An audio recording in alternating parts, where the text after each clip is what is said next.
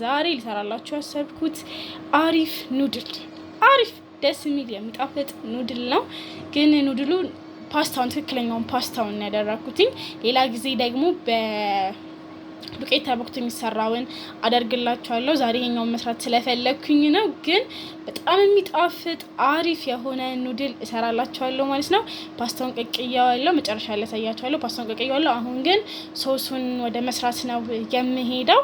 አሪፍ በሶያ ሶስ የተሰራ ኑድል ነው ዛሬ ለመስራት ያሰብኩትኝና ቤተሰቦቼ እንግዲህ እንደምትወዱት ባለሙሉ ተስፋ ነኝ። እኔ የምሰራው ምግብ ሁሉ የሚያስጠልል የሚጣፍጥ ነው።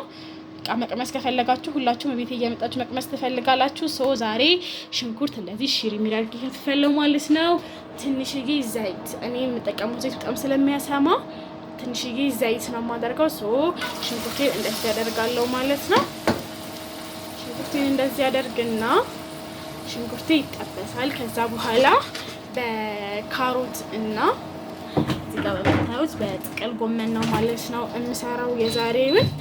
በቲማቲም የሌላ ጊዜ ያሳያችኋለሁ። ዛሬ ግን በካሮትና በጥቅል ጎመን ነው የምሰራላችሁ ዛሬ ማለት ነው። ሽንኩርቴ ይጠበስና ካሮቲን አድርጌው ደግሞ ምን ያህል እንደሚጠበስ ወይም ደግሞ በምን ያህል አጠባበስ ወይም ደግሞ አበሳሰል ላይ እንደምንጨምር ምን እንደምንከት አሳያችኋለሁ ማለት ነው። ዛሬ በደንብ ተከታተሉኝ። አሪፍ የሚጣፍጥ ምሳና እራት እንሰራለን ማለት ነው ዛሬ። አብራችሁ ነው። ይሄው ቤተሰቦቼ እንግዲህ እንደዚህ ተመሳሳይ ያው በደንብ ሽንኩርቱም ካሮቱም ተጠብሷል ማለት ነው። ስለዚህ እዚህ ጋር ያዘጋጀነውን ጥቅል ጎመን እንጨምረዋለን። ከዛ በኋላ አሪፍ ይሆናል ማለት ነው።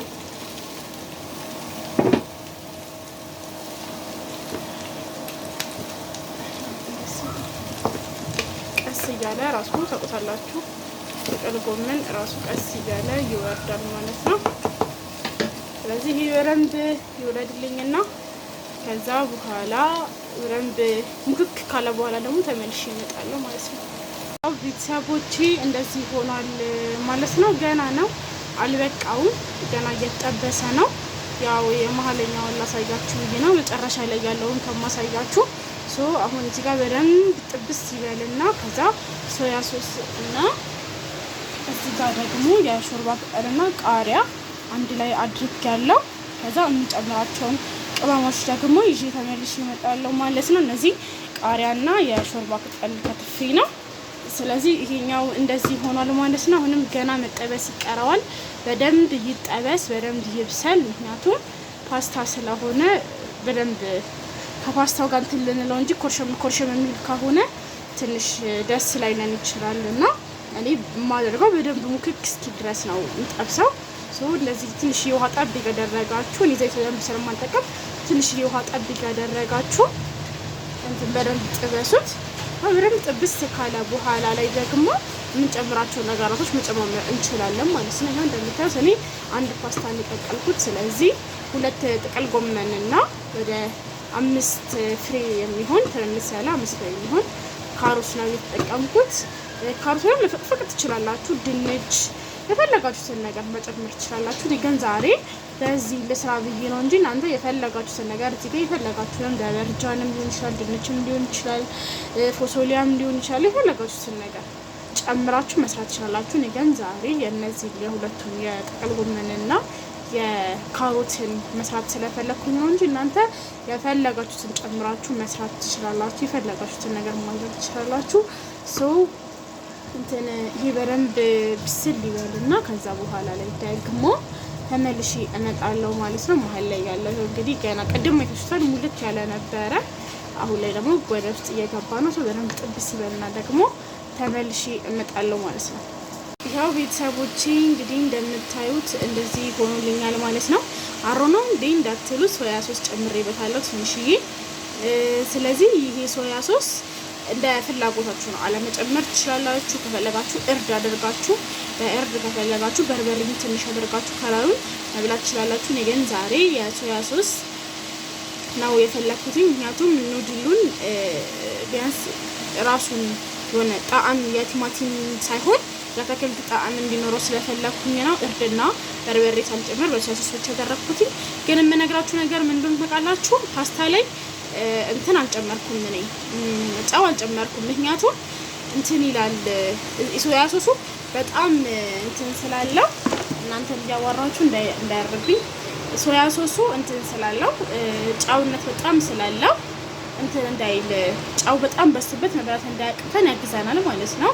ስለዚህ እኔ ሁለቱም ላይ ጨው ሳልጨምር በሶያ ሶሱ ብቻ እቀምሰውና ከዛ በኋላ ላይ ነው ካነሰው እምጨምረው እንጂ ዝም ብዬ ሁለቱንም አድርጌ ጨው በጣም ሀይ ከሆነ መብላት ያቅተናል።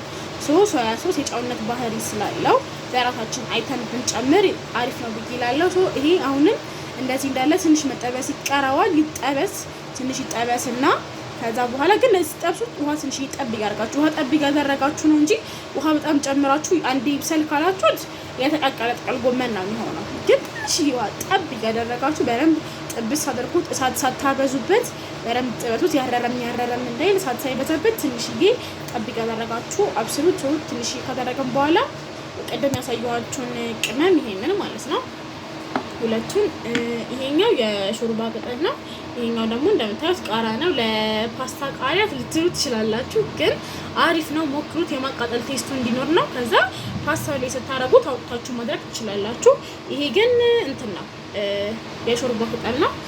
ስለዚህ ይሄ አሁን ሊጠበስና እኔም ትንሽ የውሃ ጠብቅ ያደረኩኝ ልጥበሳውና ከዛ በኋላ ላይ ደግሞ የምጨምረውን ቅመም ጨው ካነሳው ጨው፣ ከዛ ውጪ ኖርማል ላይ የምጠቀማቸውን ቅመሞች ታውቃቸዋላችሁ። እነሱን ቅመሞች ደግሞ ይዤ ተመልሼ እመጣለሁ ማለት ነው። አብራችሁ ነው።